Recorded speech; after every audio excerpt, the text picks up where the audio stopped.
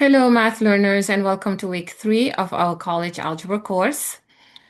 This week, we are going to talk about mathematical models. Now, mathematical models will be talked about in weeks 3 and 4.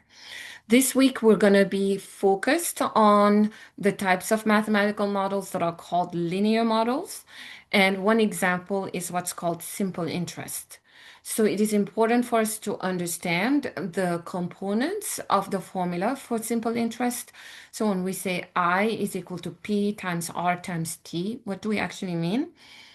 Also, it is good for us to understand how to calculate simple interest for different scenarios, and most importantly, to know how to apply them in real world situations.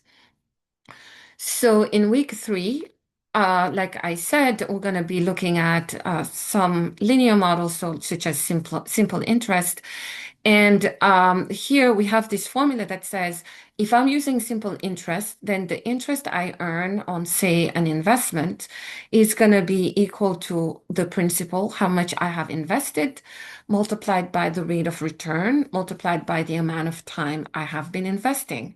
For example, if I invest $1,000 and I'm getting a rate of return of 10%, then on the first year, so year one, I have earned $100. So I'm over there. And then on year two, I have earned $200. That's because for each year I am earning $100.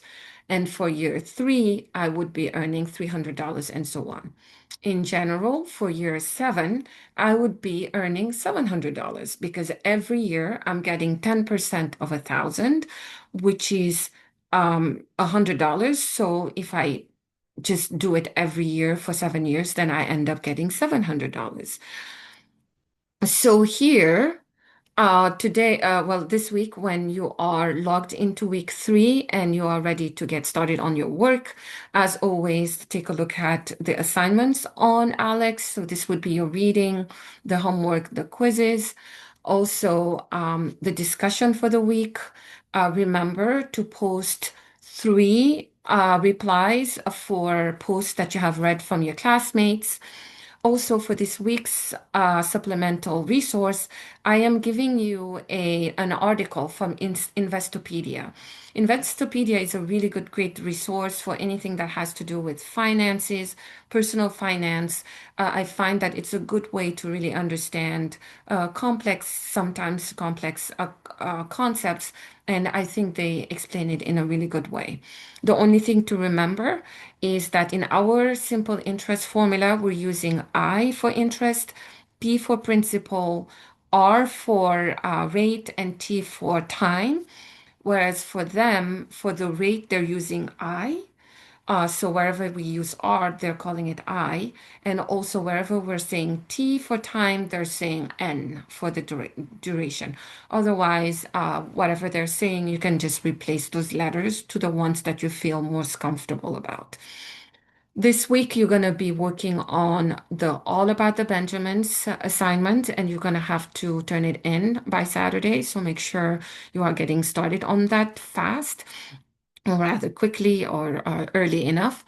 Uh, this course is going fast, so we are almost at the halfway point. So we're just gonna do a quick check-in, just ask you how things are going. We'll ask you for some feedback. What do you think we can do to support you more? Is there anything that's actually working really well for you? And all of that feedback is going to be very valuable for us to continue to support you. So like I mentioned, All About the Benjamins will be due on Saturday at 11:59 Eastern Time. And just a preview for what's going to be coming next for next week, we're going to be going back to the portfolio project, and you're going to work on the second part of the portfolio. All right, that's it for now, and I will see you next week.